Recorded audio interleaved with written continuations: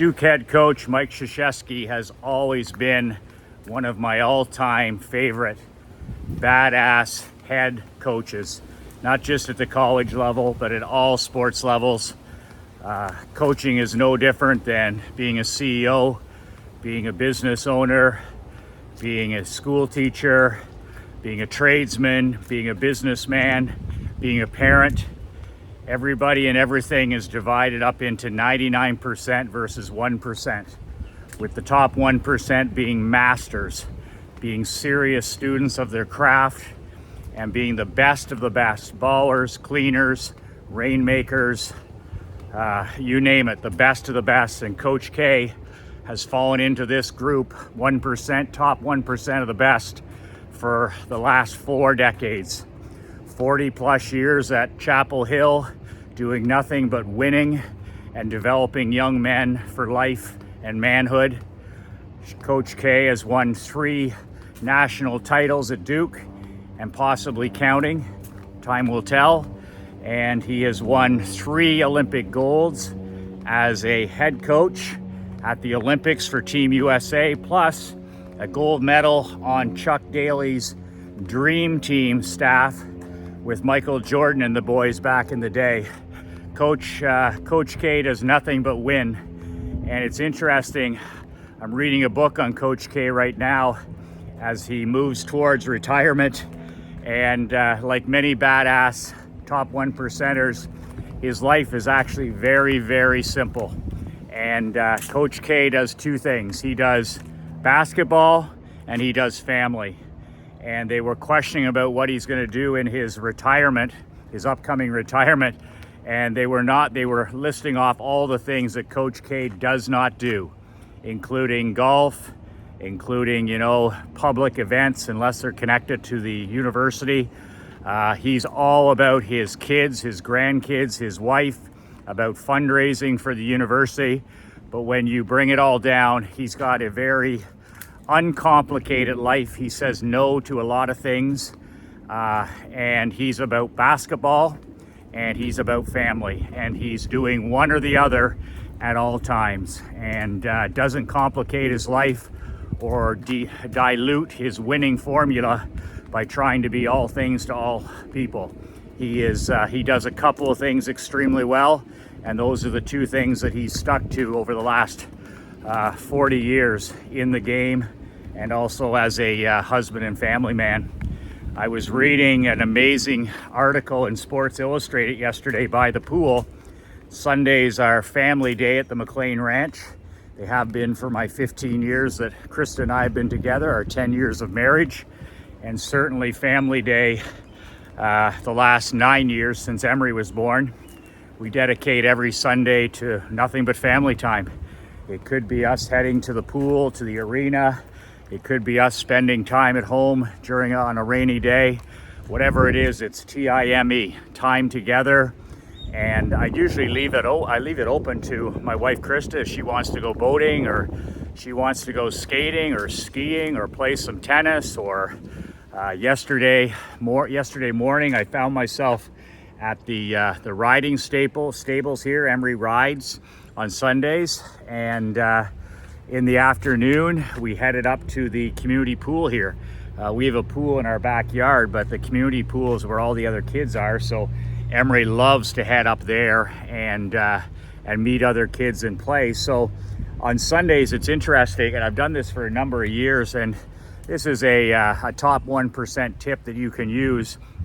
I've always categorized my Sundays into something that I call staying smart. And what I mean by staying smart is, years and years ago, I read in a Success magazine article about how it's important to dedicate 1 day of the week to staying smart. In other words, sharpening the saw. The old lumberjack tale where they say, okay, if you had 6 hours to cut down a tree, and the lumberjack says he would spend 5 of those 6 hours sharpening the axe. He would spend 5 out of the 6 hours sharpening the axe. And that metaphor is for personal improvement and shows us the importance of reading, studying, listening, and constantly committing to our personal mastery, whatever that is, whatever you want to become world class at, whether it's marketing, whether it's a certain form of business, whether it's martial arts, whatever it is, you've got to put in the time.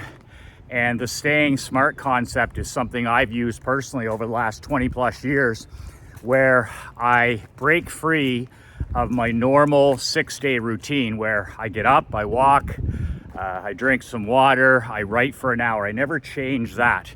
But because Sunday is family time, what I've been doing for the last 20 years, even before I had a family, is I dedicate extra downtime to study on Sundays. In other words, no matter what we're doing, there's always opportunities on Sundays, for whatever reason, to read a lot more, to study a lot more, and to, I call it disposable reading. It's the day that I read my Success magazine. It's the day I read my Forbes magazine. It's the day I read my Sports Illustrated magazine. Plus light reading. Like, that's the day I read biographies, like on Coach K. That's the day that I read a biography or a book on Bill Belichick or Patton or Churchill or any of the greats. And it's funny because, like yesterday, I was at the equestrian farm in the morning with Krista. We were there for 2 hours and the girls are off with the horses. There's an opportunity. I get to watch Emery riding, but also there's a ton of downtime. So I have my pens, I have my highlighters in the truck, and it gives me the opportunity to just, to read stuff that I normally haven't got a chance during the week. And it's stuff that I put together in a file each and every week, and I call it my disposable reading file. And that's exactly what it is. It's stuff that I can tear out and take away. It's stuff that I can tear out of the magazines and use with my world building guys. It's stuff I can use in newsletters. It's stuff that I can use in my personal life, but it's all disposable reading. So yesterday, my Sunday staying smart, where I'm sharpening the saw or sharpening the axe all day, is I probably got in yesterday about 4.5 hours of reading.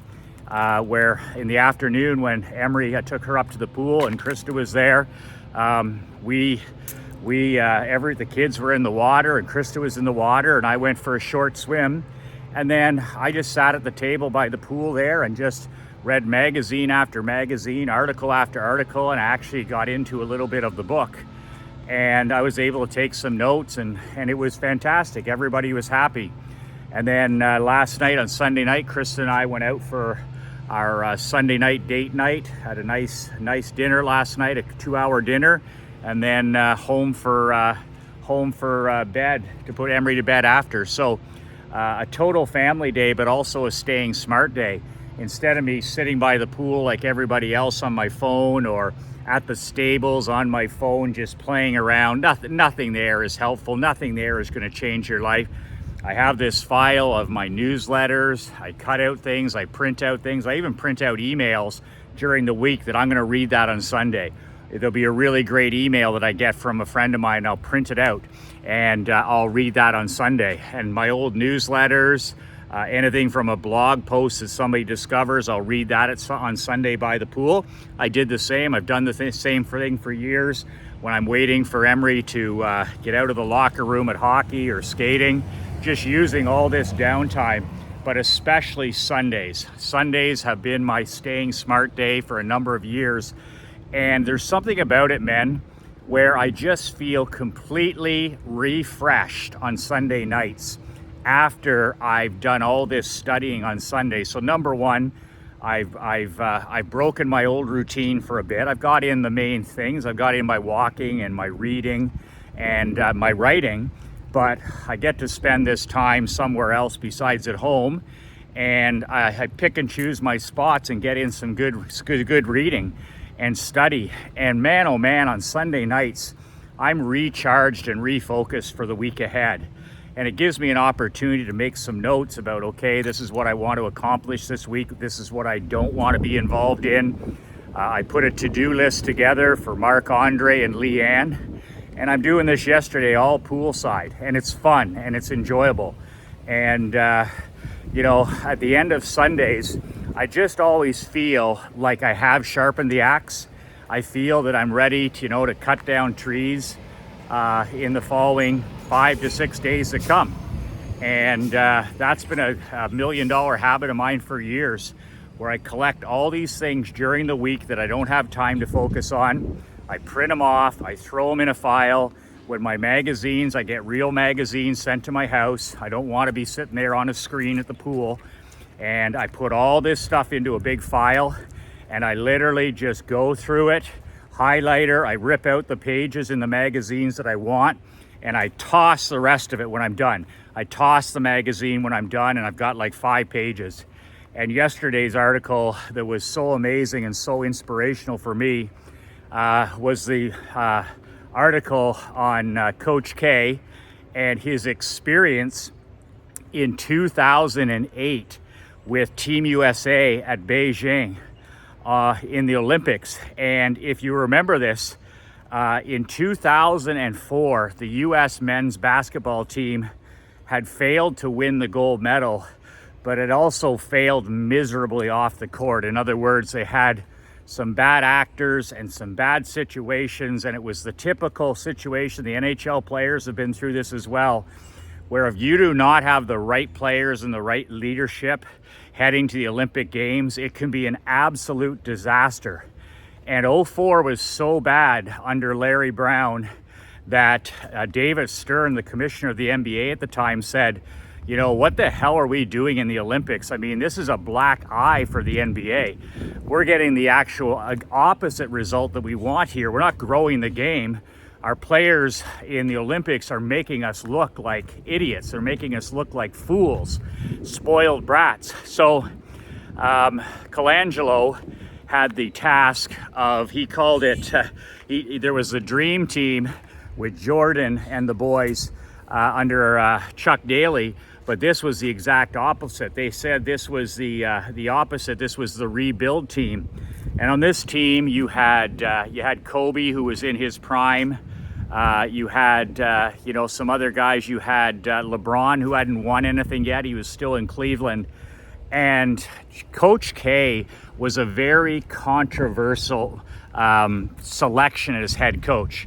Sure, he had been on the bench for Chuck Daly's dream team, but Coach K was selected by Colangelo over Pop, and who had won 3 championships at the pro level.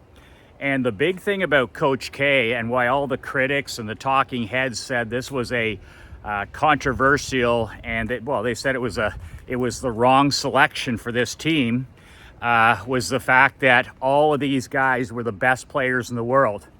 And guys like Dwight Howard and LeBron James had actually in their careers never even played for a college coach. They had skipped college. Kobe had skipped college, and they went directly to their teams. And these players are the best in the world, but they're pro players. So this was the ultimate challenge for Coach K, because there were so many doubters, so many critics, so many people that were said, the way he coaches his Duke players is not going to fly with $1 million pro athletes, especially basketball players who are the best in the world. So the article goes on to explain Coach K's journey with this team. And it's just amazing to go through how the difference between dealing with amateur scholarship players at Duke. I mean, Coach K is a hard ass. And it's one of the reasons that I love him so much is, he's a West Point guy. He played for Bobby Knight. He believes in structure. He believes in order. He believes in discipline. He believes in rules and accountability.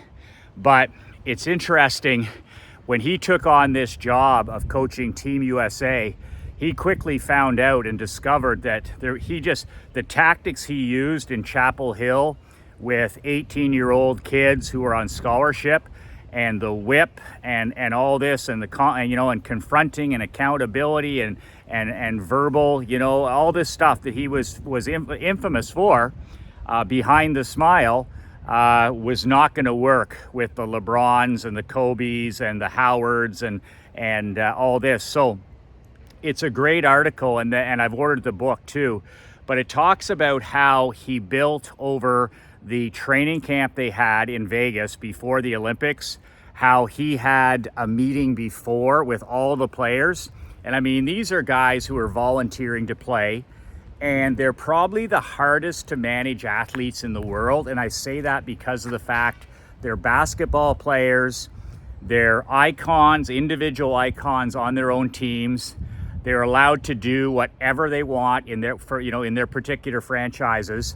And then you're bringing them all together, and nothing loses like winning. Some people would say, well, you can't miss with the dream team. Well, Michael Jordan literally carried the dream team on his back to the gold medal. And without his leadership, that team would have come apart at the seams as well. And you can lose with winning. You can lose with talent. In fact, you do most times lose with talent, because all-star teams don't usually get the job done. In the playoffs, in the championships, all-star teams usually don't get the job done. So for Coach K, he's got a loaded roster here, but how was he going to deal with Kobe? How was he going to work with LeBron? How was he going to work with these superstars when they don't have any respect, and they certainly don't have any experience with a college coach? So it was very instructional about how Coach K went about earning their trust individually. And I'll just share a few things that were writers down for me. Is starting with the Vegas training camp, he actually had a meeting. And this could be the same as you having a meeting with your team or your staff. And what he did is he handed out a binder. The very first meeting, they're in the hotel in Vegas. You got all these, mega stars in one room. And Coach K handed out a binder, and on the front of the binder was the massive Olympic gold medal. You open up the binder, and the bracket was there. In other words, the games they were going to play to get to the gold medal. And then on the third page, there was only 3 pages, he had a piece of paper at the top that said standards. That's it. There was nothing else. It was a blank piece of paper. At the top was written standards. And he said to the players, he said, we're going to go around the room and we're going to hear from every player and every coach, and we're going to come up with a list of standards for how we play and how we behave off the court. And you men are going to define these standards. You're going to pick these standards. You're going to set these standards. And then I, as the head coach, then it will be my job to hold each and every person here accountable and enforce these standards. And Colangelo was quoted as saying years later that it was one of the most impressive team meetings that he had ever been a part of, in terms of getting the opinions, getting every superstar talking, getting every superstar involved, and then the power of involvement. Everybody involved, not just Kobe, not just LeBron, everybody involved, and everybody, skin in the game. Dwayne Wade was like, okay, it's important that everybody's punctual. So later in the tournament, there was one person who was late the entire tournament by 5 minutes. Who do you think that was? That was Dwayne Wade. And Krzyzewski held him accountable. He called him out in front of his teammates, and Dwayne Wade said, I apologize, it'll never happen again. And it did not happen again. That's called buy-in, and nobody does that better at the college level than Coach K, which he also was proving he could do at the pro level. But he got buy-in. He got buy-in by asking the opinions and having the players set the standards. Now, this isn't something you're going to do with college players. This isn't something you're going to do with, children or teenagers or anything like that. But from changing from college-age players to true pros, Jason Kidd was 31 or 32 years old. He'd already won an NBA title. He's a father. He's a husband. So this stuff worked for that particular group. And that's the teaching point, is he got buy-in by asking them their opinions, them setting the standards, and then him enforcing them. There was another part of that where he had in that meeting, every single player, especially the alpha dogs, in other words, Kobe, LeBron, and Well, all of them basically had the opportunity to speak about what playing in the Olympics meant and what they had to do.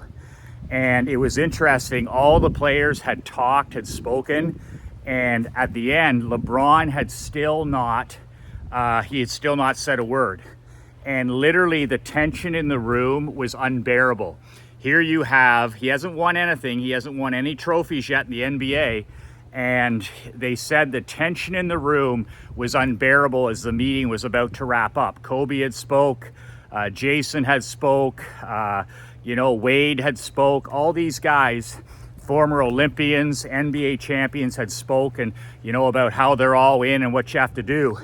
And the one player who had, and by the way, 2 years before that, LeBron had lost the World Championships. I believe that was in Greece, the tune-up 2 years before, with Krzyzewski as the coach. So they talked about how LeBron, being raised by a single mom in Akron and didn't trust a lot of male leaders or men, and how this was the defining point. If he wasn't with this team in this meeting, if this meeting ends and LeBron doesn't stand up and speak to his two teammates, they said this could have gone very, very different than the way it ended up. So with like 1 minute left, they're wrapping things up.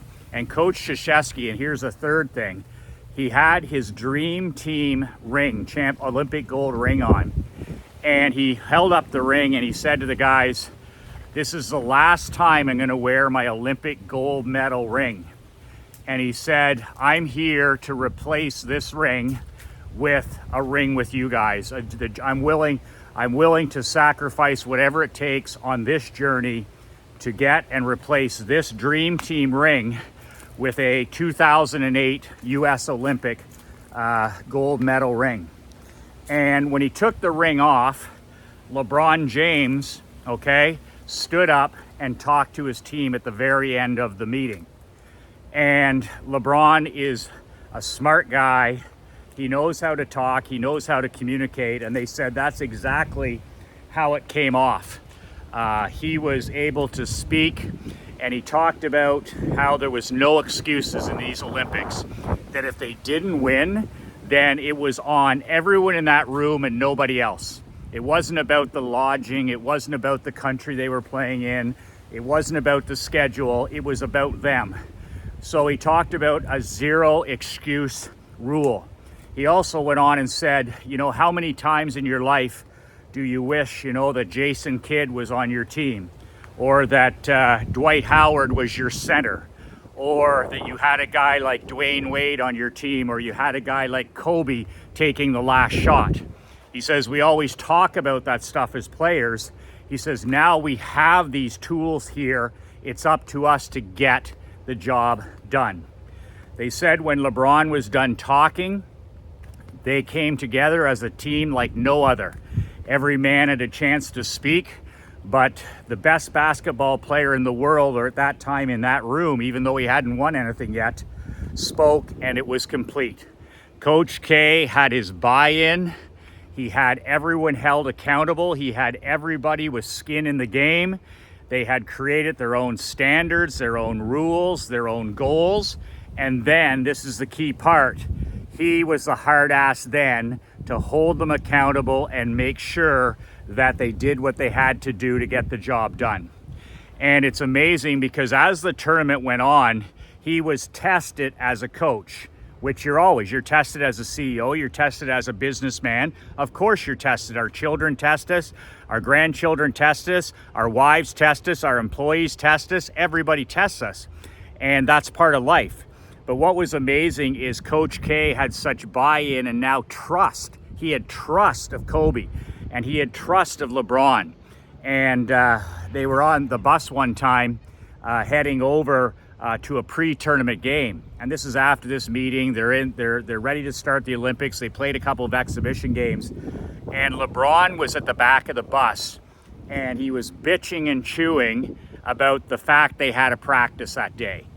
And, not always the best teammate, not always a guy that takes his team in the right way, especially at the time when he hadn't won anything. And the coaches heard this at the back of the bus. You know, I don't think we should be practicing today and all this other BS instead of being a leader. And it's funny because Coach Krzyzewski met him when he came off the bus. He didn't let this go 1 second. He met LeBron when he came off the bus. LeBron came off the side of the bus. Coach K went off the front and was waiting for him. And he man to man, eye to eye. And he said to him, he said, look me in the eye. And he said, you need to trust that I will never, ever ask this team to do anything that is not in the best interest of winning. You need to trust that I will always make the best decisions in terms of you as a man and as a player. And you need to trust that I am here, purity of heart, to do nothing but win a championship for our country. And they said that LeBron James, of course, had never in his life had anyone speak to him like that. And that's a two-way street conversation. That can go either way. From that point over, because Krzyzewski had earned his trust before that, they said it was just amazing. Like, from that point on, LeBron was just a force, an absolute force. The whining, the crying, the bitching and chewing, all that stuff was gone, and Coach K was enforcing the standards that those players wanted. Second opportunity was with Kobe. They were playing in a tournament game against Australia. They were winning by 20 points. And of course, Kobe on the floor is bored. They're winning by 20. So he's starting to take impossible shots. He's starting to take shots from all over the place. He's ignoring his teammates, all this stuff that we've seen before. And LeBron, on a timeout, comes out of the game. He's coming out of the game in the last 5 minutes. And he says to Coach Krzyzewski, he says, yo, coach, you better get that motherfucker under control, referring to Kobe. And Coach Krzyzewski went down. He said, trust me. He says, I'll speak to him and I'll handle it. Another plus for Coach K, saying he'll handle it, he'll deal with it. The next day, working with a different guy than Kobe, Coach Krzyzewski stayed up all night with his coaches, talking about how they're going to handle this Bryant situation to make sure the ship keeps floating in the right direction. And he decided, I'm going to show him video. So the next day after practice, he called Kobe into a private meeting. It took like 3 minutes. He took him into this little room and he opened up his laptop and he showed Kobe 3 or 4 video clips of these shots. And he said, you know, you're not using your teammates here. You're not using movement here. These are selfish plays. And then he looks at Kobe and he says, every one of these 4 shots are bullshit shots. And that's it. Then he held his breath and waited. And what did Kobe, being the ultimate cleaner and champion, say? He says, Coach, I apologize. You're right. That won't happen again. Boom. On to the next thing. So it just shows you, when you have the trust of your employees, you have the trust of your family, you have the trust of your spouse, you have the trust of your children, it's a completely different game. And one last thing that Coach K did, which I thought is incredible, and it applies to all of us as fathers and husbands and employers of people, is NBA players are famous for, as soon as practice is over or as soon as a game is over, they put on their headphones, they disappear to the back of the bus, they disappear to the back of the plane, they literally put on their earphones as soon as they get off the court, and they check out mentally. And the reason pro players do this in all leagues is they want to separate from the coaches, the head coach and the assistant coach. They want to go into their own little world. And the knock on Larry Brown with the 2004 disaster, the Olympic team, was that when the players were not on the court, that was it. Larry didn't have any communication with them whatsoever. And Krzyzewski learned from this and said, okay, you know, he has kids and all this stuff. So what he started doing is he would meet with 4 to 5 players for 30 seconds to a minute right before practice. Like, literally just stop them in the hallway. How are things going? Boom, boom, boom, boom, boom. Next guy. And it was like a touch chart they had where, okay, there's 16 players. that he talks to every single player, all 16 players, and all 4 coaches every single day. Sometimes it was 30 seconds, sometimes it was 2 minutes, but it would happen when they're leaving the court. It would happen when they're taking a water break.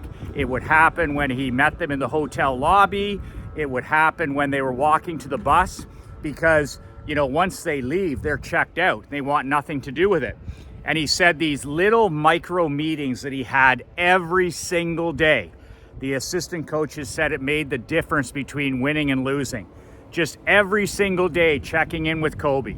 Every single day checking in, you know, with Dwayne Wade. Every day just checking in with LeBron.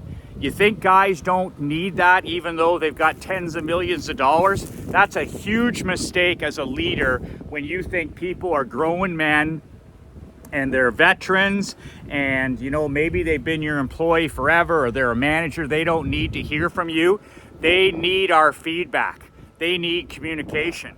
And how does this apply to our children and our grandchildren when they stop listening to us? Like, I dealt with that age group for a decade, age 16 to 21 with my players. And I had so many parents say to me, you know, Michael, you're the only person that he listens to now. He doesn't listen to his school teachers. He doesn't listen to us. And you're the only person that he listens to, which I was happy to have that influence. But it's those little things, checking in for 30 seconds when they're, you know, having breakfast, or checking in for 2 minutes when they're walking somewhere, or, you know, making them shut off their phone and check in for 60 seconds. And it was never with Coach K even about basketball. He's just, you know, is everything okay at home? And, you know, how's the team looking, you know, this year in Cleveland? And how are you enjoying yourself? And have you been to any of the other events? Just this personal stuff. And they said that Coach K, he teaches life lessons better than anybody.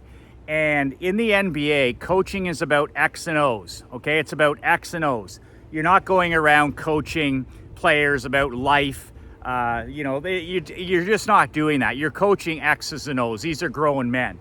When in college, it's almost the opposite, where you're teaching life skills all the time. With the Blue Wings, I'm life skills 70% of the time. The X and O's are the 30%. Well, you can flip that script in pro. I mean, you can be an inspiration, a motivation, and that kind of stuff, goal setting in pro, but no, it's about X and O's. It's the same, and those guys, it's about accountability in pro as well. That's the difference. And that's what Coach K was able to get, that, you know, they said, well, a college coach can never provide to the pros, but he found a different way to provide accountability to these superstar players in this Olympic event so that they had a chance to win. He held his Duke players accountable, but he also held mega superstar athletes accountable by just going at it a different way. Them setting the standards, them setting the rules, but he still enforced the rules. That's the same with my world building guys. Like, my world building guys are already successful. They're already successful in most areas of their lives. They don't need, you know, just more information, and they don't need just more X's and O's, and they're already inspired. What my guys in world building, 9 out of 10 of these guys need and require and ask for is accountability. The reason they want accountability is because they're the LeBron of their world. They're the Kobe of their world. They're the Steve Jobs of their world. They don't have a boss. They're their own boss. They run their own show. They run their own business. They do all this stuff.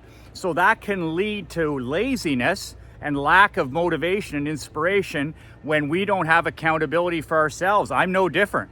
You know, everybody needs a kick in the ass and everybody needs a pat on the back. And that's what I provide for my guys. Because, I mean, my guys, they're over 40, they're married, some of them have grandkids. They're not children, they're grown men. They're looking for accountability. They're looking for fresh new ideas. And they're like Kobe and those guys, looking to take it to the next level. They're chasing that next win. So very, very important stuff. And I encourage you to pick up that book. It's written by Ian O'Connor, who's one of my favorite sports authors. He wrote the book on the Patriots. I think he wrote Patriots Way. He's written a couple of books on Belichick, which I love. And that stuff is awesome Sunday staying smart reading. That's great stuff beside the fireplace. That's great reading, you know, out on the end of the dock or by the pool. But keep that in mind, and remember Sundays, sharpening the saw, sharpening the axe. If you got 6 hours to do a job, spend 5 of it sharpening the saw, sharpening the axe. And that's a huge thing. Keep piling those files together, and use any extra time you have on Sundays for family, but also take that stuff with you. If you do have some downtime, or you find yourself sitting in the vehicle, or you find yourself with some downtime, instead of wasting it away on a phone, have that folder with your magazines and newsletters and books, and just sit down and stay smart. Learn new things on Sundays. Take it to the next level. Staying Smart Sundays. That's it for today. Michael McLean, NoBullBook.com. This is my very first video that's on YouTube, guys. And I'd appreciate if you find value in my videos. I'm coming up to close to 100 straight days. If you find value in my daily videos, make sure you subscribe to my brand new channel below, Michael McLean, Badass CEO. And I'd appreciate a comment if you like it. If you don't like it, a comment below would be appreciated. I shoot these videos every week for you, and every day. What are you talking? Every day I shoot these videos. And of course, if there's anything else, you can get a copy of my brand new book at NoBullBook.com. That's NoBullBook.com. 2 words that change my life. 2 words that can change your life. Be relentless.